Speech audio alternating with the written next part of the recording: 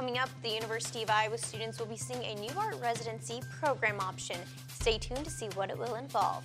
And later, people took to the streets to protest the new benches on the Penn Mall.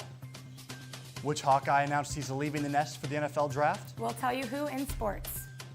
We have an Arctic show that's making its way to Iowa City, and I'll give you our extended forecast, so stay tuned for weather.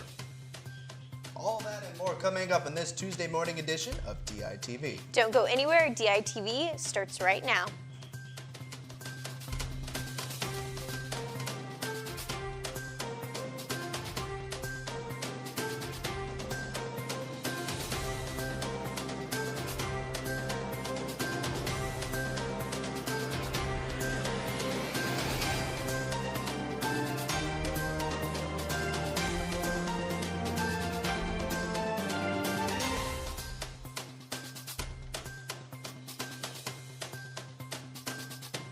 Good morning and thank you for tuning in. I'm Mackenzie Cooper. And I'm Jacob Gunther.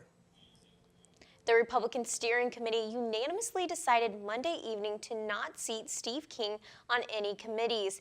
King has faced widespread backlash in recent days for using offensive terms. In light of the comments, these are not the first time we've heard these comments. That is not the party of Lincoln, and is definitely not America. All people are created equal in America, and we want to take a very strong stance about that. I have communicated that to Steve. I met with Steve, had an opportunity to sit with him. I told him what my recommendation would be. I just got off the phone with him and told him he will not be sitting on committees in the 116th Congress.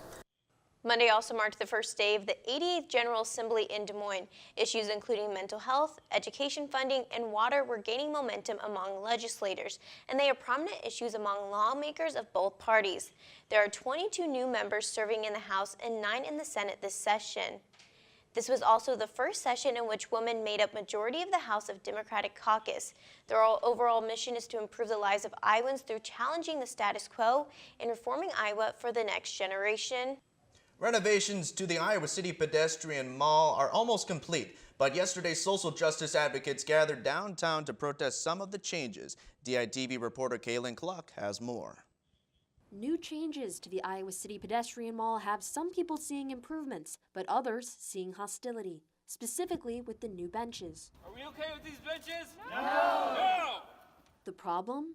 The armrests that divide the benches down the middle. Critics, like the Iowa City Catholic Workers House, say they discriminate against people who are homeless. With the center armrests, one cannot easily lie down or sleep on a bench. The Catholic Worker House held a protest sleep-in event Monday afternoon to demand the removal of the new benches and the restoration of the old ones. We call on the city to do the right thing, replace the benches. Several of the old benches still remain on the Ped Mall, and protesters laid on them in support of those who use them for sleeping. Peggy Aguilar, a speaker at the event, said her health conditions once made it necessary to lie on a Ped Mall bench. I have a difficulty time keeping my balance. One day when I was coming down here, I was kind of staggering, and a construction worker came and helped me, walked me to a bench where I was able to lay down for about 20 minutes to get my bearings back. City Council meeting transcripts from 2013 do show center armrest benches were discussed to specifically prevent lying down. Now that they're here, the city says the new benches were meant to create more seating spaces. Scott Silvers, the project manager for the Pedestrian Mall improvements, said in an email to the Daily Iowan, people are more likely to share a bench with a stranger if a physical barrier exists. He said the new benches received positive feedback at public outreach meetings in the design phase of the project, but in the present day, many aren't happy. I hope they bring back these benches. I thought they were a really good opportunity for artists, not to mention just the obvious place for people to sleep. It's a cause the Catholic Worker House doesn't intend to sleep on, as they plan to further petition City Council for change. Reporting from the Iowa City Pedestrian Mall, this is Kaylin Cluck, DITV News. University of Iowa researchers have proof of infants' accidental overdosing on household prescriptions. Daily Iowan reporter Katie Ann McCarver is in the newsroom to tell us more. Good morning. Good morning, Mackenzie. So what are the dangers of misplacing prescription bottles if you have infants in the house? So the major pattern in this research was that parents and guardians and older children who had ADHD meds that are amphetamine-based would spill The pills, and they wouldn't think of anything of it at the time, but it would later, they would find fragments of maybe a pill that wasn't picked up afterwards and was picked up instead by a 10 to 18-month-old crawling or walking and just eating what they find. And why is this an important study to understand? Right, so they published a study with the intention of educating people, both on the medical side and just on the guarding side, so parents and the older siblings, so that they just know that this is a possibility. Be very thorough when picking up the pills. Don't misplace your bottles because people can get hold of that, and 1 or 2 is enough to send an infant to the emergency room. What do the researchers wish for the future after completing the study? I think more than anything, it really sounded like they want doctors to consider this a possibility. So when babies come in with this kind of irritability and these dystonic movements and those kinds of symptoms of overdose, they're just immediately given a urinal drug test so that there's no problem of additional testing that's not going to come up with anything, and you just get the answer. Katie Amner-Carver, live in the newsroom. Thank you. Thank you. The Stanley Museum of Art is celebrating its 50th anniversary this year. The museum had some flooding back in 2008, rendering it unusable. So it has been without a permanent home since. It is now in the middle of a campaign to raise $25 million to construct a new building. The new building is currently set to open in 2020. Not only is the museum director looking for a chance to raise funds in the 50th year, but to also further connections between the museum, the University of Iowa campus, and the Iowa City community. And Kenzie, that's really cool, 50 years of that museum being open. I know, that's crazy, but you know what's not cool? This really cold weather. Yeah, that is true. We have a lot of cold weather coming our way, and we have Will Silverstein in the studio to tell you more. Will? Thank you, guys. It's going to be a cold welcome back to Iowa for students and faculty coming back this semester. The now seasonal Arctic chill will be making its way initially across the Great Lakes states and much of the East Coast before forcing its way southward throughout the rest of the Midwest, including Iowa, Kansas, and Missouri. And to give you some perspective, several states south of Iowa will be freezing as temps will hit the mid-teens and low 20s. And not much changing for us from Monday's forecast, as our high for the day here in Iowa City will be 35 degrees with cloudy skies. The wind will bite about 5 miles per hour harder, so like inspect a deck, I'd advise you to protect your neck, as we will hit a nightly low of 22 degrees. Now, moving on to our extended forecast, after Tuesday's clouds, we'll see more of the same from a partly cloudy Wednesday with a high of 29 and a low of 25. On Thursday, we have a 30% chance of AM snow showers between 5 a.m. and 10 a.m. So make sure to get out of the house a little early to beat the cold front on your way to class or work. Bringing us to the weekend on Friday, we have a PM snowy special with an even greater chance of snow moving from the evening to the night and temps amidst the low 20s. And you may have to get the salt and shovels ready Saturday morning as we hit negative temps, starting with a high of 18 and a low of -6. But lucky for you, you'll have some Hawkeye hoops to wrap up your weekend on Sunday. Kenzie and Jacob, back to you. Thank you, Will. The University of Iowa students will be seeing a new residency option for spring break. The Grantwood Art Colony is the creator of it and is focusing on public art in community spaces. The residency is open to graduate and undergraduate students. After the completion of the course, students will have the opportunity to create murals for nearby communities and in Cedar County. The co-teacher of the course hopes to give students artistic and professional skills to create public art. Hawkeye football sees a new device created by University of Iowa grads to help in training. Nate Piriotti was an engineering student when he told friends about an idea to revolutionize football. He created a device that throws footballs to receivers completely autonomously, and he called it the Seeker. This machine allows players to practice independently while allowing coaches to track work ethic by getting data from the machine, including how many repetitions and how quickly they completed it.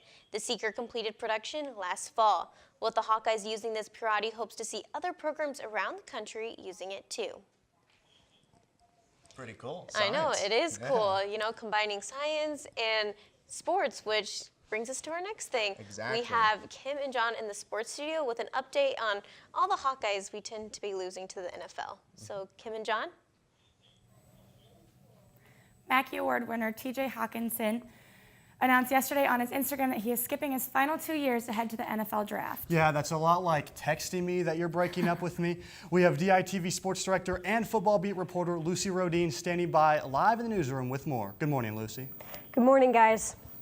TJ seemed pretty torn on his future, and his decision came down to the last minute. Do you think he made the right call?